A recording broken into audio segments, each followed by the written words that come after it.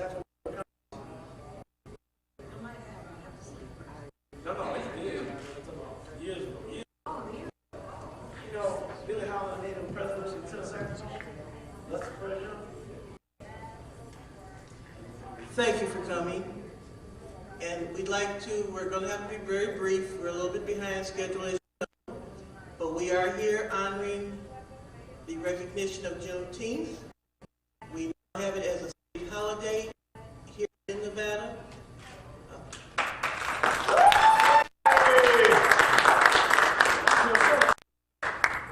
Perhaps I can introduce myself. I am the Nevada State Director of the Juneteenth Foundation and also for the Juneteenth Holiday Campaign. Still, 10 states within the area do not recognize Juneteenth. We have a petition at the front desk. We're going to ask you to sign if you have not signed. And we are also working on national holiday through Congress. We're still trying to get the national Juneteenth holiday passed. So please sign the petition at the front desk.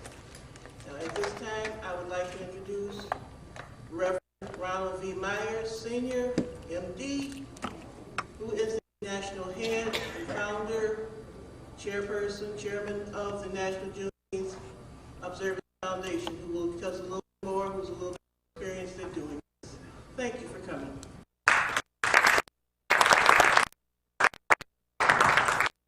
Thank you so much. I'll give a round of applause.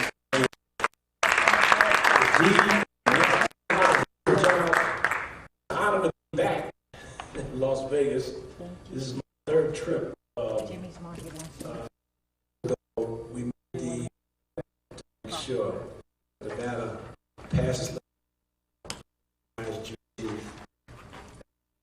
special day, National Freedom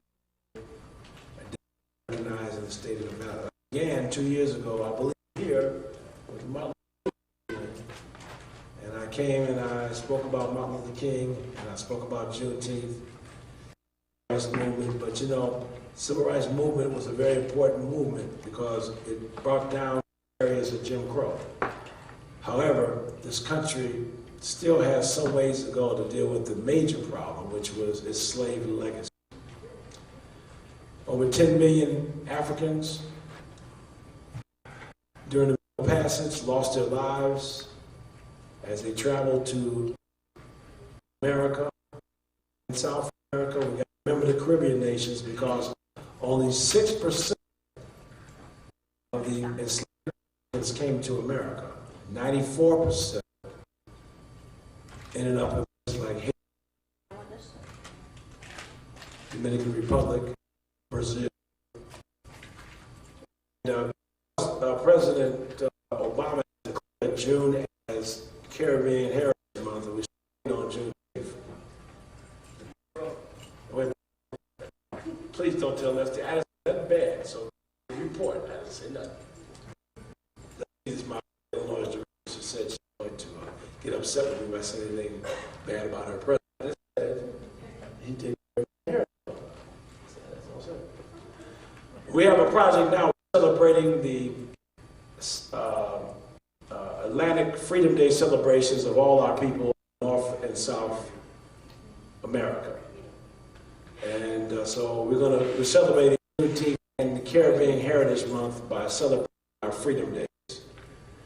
And I believe Haiti started off as a group of enslaved Africans started off like a year. But we recognize the 19th of June is the day that we're going to celebrate our freedom from slavery in America. And so we began 2 years ago, started a petition drive. You know, I got a little taste of your Las Vegas summer because I almost fainted out there. I'm glad I'm inside now. No, not yet. Okay, good. As long as it stays cool in here. But it's an honor for me to travel here. Now, we have 39 states. We have 11 to go. State senators in Alabama, they're still in session, believe it or not. I think they're the latest meeting legislature in the country. He's going to try to have his legislation until about the 19th of June. We've gotten 6 pieces of legislation passed by Congress. First, in 1997, the first official legislation passed by the United States Congress to recognize the end of slavery in the history was sponsored by Trent Lott, J.C. Watts, Republican in the House, in 1997. And you can say Juneteenth Independence Day, because that's the language that Congress uses to recognize Juneteenth. Now remember, that was a language that was sponsored by one of the most conservative members of the United States Senate, co-sponsored by Grant. June 19th is recognized as Juneteenth Independence Day. So, we're also celebrating Black Music Month, celebrating Juneteenth jazz, preserving our African American jazz legacy. So I'm here as a national Juneteenth jazz artist to celebrate the legacy of Monk Montgomery, the founder of the Las Vegas Jazz Society. And we're also going to be back in Indianapolis with Dr. Larry Ridley to honor all 3 Montgomery brothers in October, I believe it's October 21st, at their home in Indianapolis. Also, Galib Galab, who was born in Chicago and has been an outstanding musician here in Las Vegas. Monk Montgomery was born in Indianapolis, Indiana, but he gave his legacy in life here in Las Vegas. So, having me, never let a president know anything.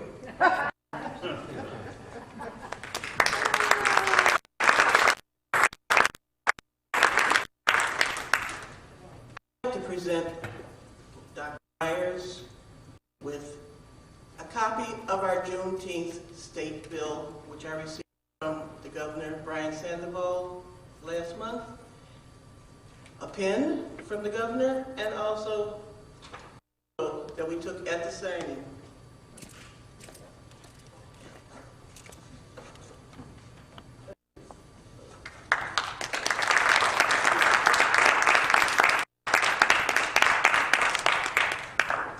Thank you very much. And now we'd like to get a couple words from Mr. Frank Leone from the Vegas Jazz, who is also here.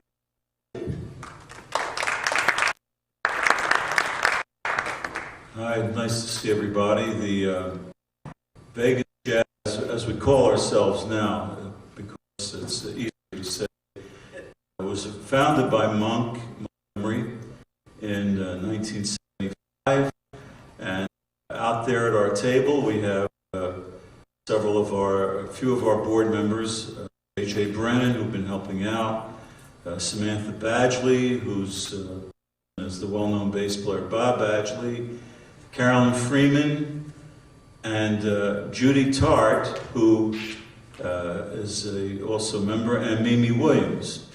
And Judy Tart is one of the original board members when Monk founded this. So, Is that right? yeah, so and she's the one responsible for the nice display that you have about regarding Monk Montgomery and all the photos that you see on that display out there. For those of you who, the Montgomery brothers, the most illustrious one, of course, was Wes Montgomery, the great guitar player, and his other brother, Buddy, was a very fine pianist, and of course Monk. Monk was distinguished as, I would say, a pioneer for switching the jazz, bass playing wise. He pioneered the use of the Fender bass, the electric bass, as opposed to holding around the large upright. Monk was really one of the original driving forces to play what they call Fender.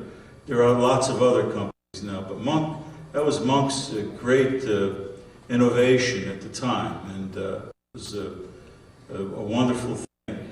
The society was founded to honor musicians locally and present concerts with dignity, which was Monk's concept. Dignity meaning you got paid for it.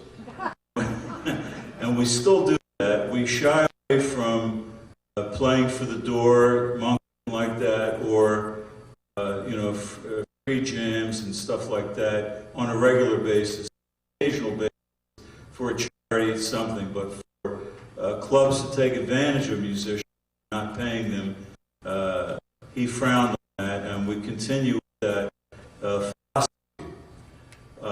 Regarding Juneteenth itself, this is my theory, but I'll be happy to share it with you. Regarding the emancipation of the slaves, if that had not happened, it's my feeling we would not have jazz. It would not have opened up the door to instrumental music. Instead, you would have had a picture of people continually enslaved to this day, relegated simply to chanting, or in the fields, or not being allowed to have education, learning instruments, and development. So you can imagine what an immense thing this is, that the emancipation allowed people to have the freedom to now pursue other things, and including, not excluding music, which on an instrumental basis, as opposed to whatever they did with the confines of slavery. So that's something to think about and realize the importance of what this opened up. Now we ended up with a whole new art form, which is fantastic. And the walls outside in the hall, they're dotted, only a smidgen of the thousands of people who have participated and contributed to the form. And also, if you want to think about it, in America, the emancipation allowed the black people to enter all fields of music.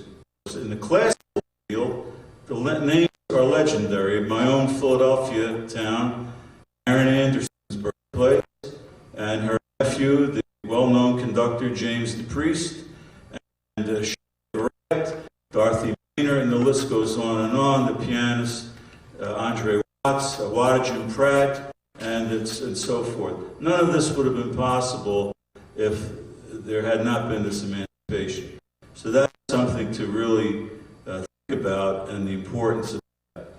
Regarding, it's my understanding that Monk's two sons are supposed to be here. They're driving in from LA, and if they don't make it in time, I had presented, I have something for the family, which is, we made this plaque, which I'll read to you. Vegas Jazz, Las Vegas Jazz Society, proudly commemorates Juneteenth on behalf of its founder, William Howard Monk Montgomery, October 10, 1921 to May 20th, 1982. Presented to the family of Monk Montgomery in honor and remembrance, June 4th, 2011.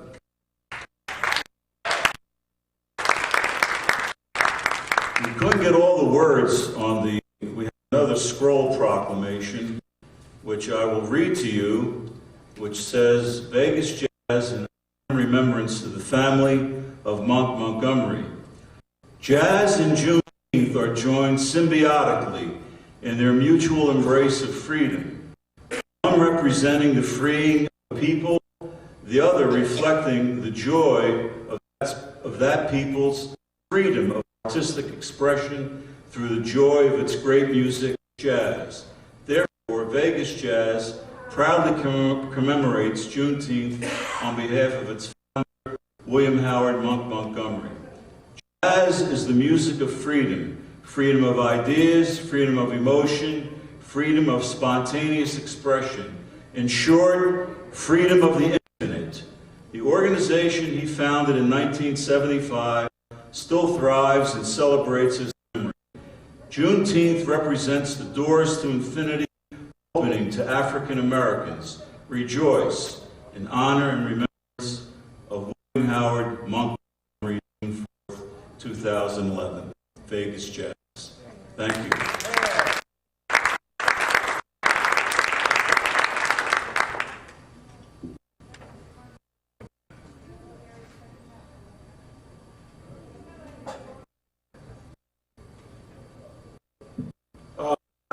was, thank you so much. This is why we are here in terms of celebrating Juneteenth and the commitment we've made as a national movement organization to honor our African-American jazz legacy.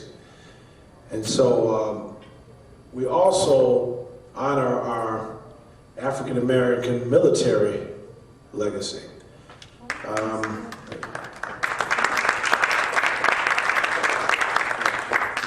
We have a record number of Juneteenth flag-raising ceremonies across the country. I just left yesterday our Juneteenth flag ceremony in Jackson, Mississippi. And then we had the contingent of retired black veterans who raised the flag there in a ceremony that we're going to have here around 2 o'clock. So the FedEx truck gets run down because I put the flags in there. But if you read the Emancipation Proclamation, which we do and will do today at the Juneteenth flag raising ceremony, several mentions from Abraham Lincoln's proclamation about the military in terms of the our freed ancestors serving in the military. In fact, it was a black freedman by the name of Crispus Attucks was the first American to die in the Revolutionary War of 1776 that we celebrate in 1776 by our 4th of July freedom celebration for the country. So African Americans have shed their blood for freedom since the first American to die in the Revolutionary War, Crispus Attucks, that we celebrate the 4th of July. And so we always work hard to keep that legacy of our sacrifice, because a lot of people, when they think of George Washington's army, did you know that George Washington's first group of men he gathered to fight for our freedom, that 1 out of 5 were black freedmen? But you don't see that reflected in the movies. In fact, there was a George Washington's #1 chief aide, a black man that froze to death trying to keep his horse alive and functioning. We also must take into consideration that even in our present conflicts, the black soldiers always played a key role most of the time on the front line. And so we traveled up to, before I present this award to the Buffalo Soldiers of the 9th and 10th Cavalry, I just left Canada, British Columbia. We were there for several days to honor the African American Army engineers who built the Alcan Highway. Anybody heard that story? True. I don't know nothing about it until I went to Alaska about 3 years ago. I got a group, I got a director in the committee in all 50 states. So they called me up for a Alaska Juneteenth convention. And there, my folks from Fairbanks and Anchorage who celebrate Juneteenth for years. And we at the library, I was handing out books, and guess who comes walking in? 4 state troopers. Sarah Palin, Governor Palin comes walking in with her husband, the first dude. And she told a story about these black soldiers that built the Alcan Highway, how she just recently signed legislation to recognize them with a Memorial Bridge. That's in my life. I said, what? So I went to doing some studying on all these black soldiers that built the Alcan Highway. They built the highway in 78 units. And the highway had to be built to protect the country from invasion by the Japanese through the Aleutian Islands. This country was attacked in World War II by the Japanese. So they pulled together 4 regiments, the 93rd, the 95th, the 97th, and the 388th. Black men from Alabama, Florida, working in negative 80-degree weather, many of them freezing to death, working in segregated units. And I went to the very base camp up in British Columbia, Fort St. John, and they showed me pictures of their camp. They didn't let the brothers have it. They took all the stoves away from the brothers. All the white soldiers had stoves and they had camps, but they didn't have them. They took the equipment away from them. Anyway, to make a long story short, on October 28th, 1942, their crowning achievements, they completed the Sickety Chief River Bridge in 3 days when their white officers betted against them and they could never get the bridge done. They did that bridge in 3 days with axes and chains, no heavy equipment. The white military commander was so moved by what they accomplished that he ordered his white officers to eat with the black enlisted men. The first step toward ending segregation in the military, and not only to the president and to the leaders in the military, and segregation officially ended in the U.S. military in 1947 because of these soldiers.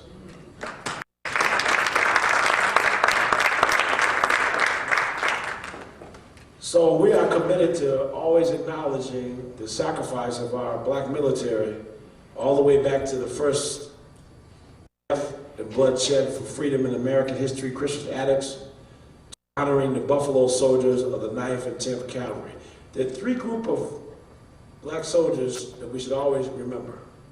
The Buffalo Soldiers, the Tuskegee Airmen, and I'm making this effort of remembering the African American Army engineers who built the Alcan Highway, ending segregation in the U.S. military.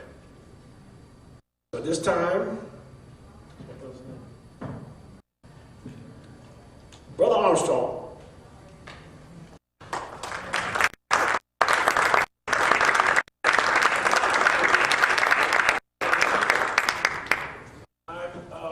This is the second time this award has been presented.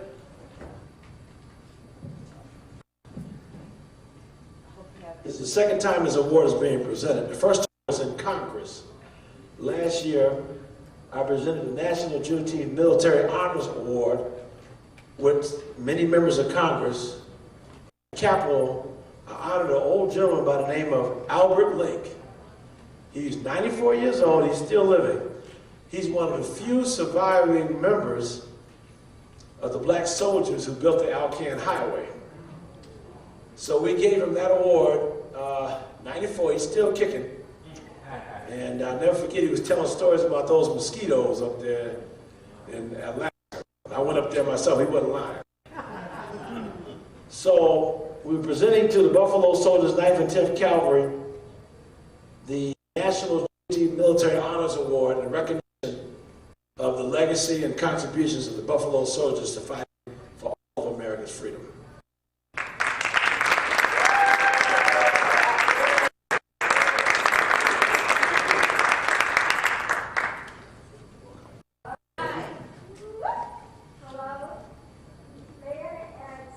Sure. We should also remember the triple nickels, the first black American paratroopers. They should be honored as well. I'm glad you say that because now it's time for the commercial break.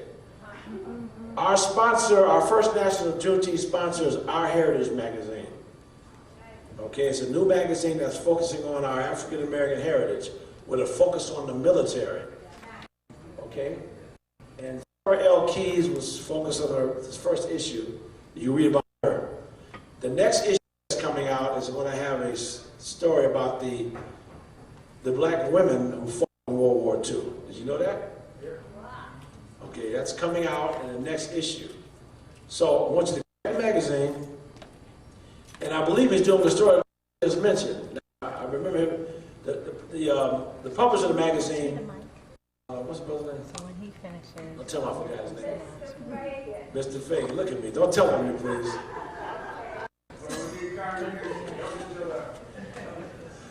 I was just making sure you knew his name. That's what I was doing. Brother Fagan, I think, is doing the story in his next issue or upcoming issue. But look, y'all get this magazine. It comes out twice a year. It's online.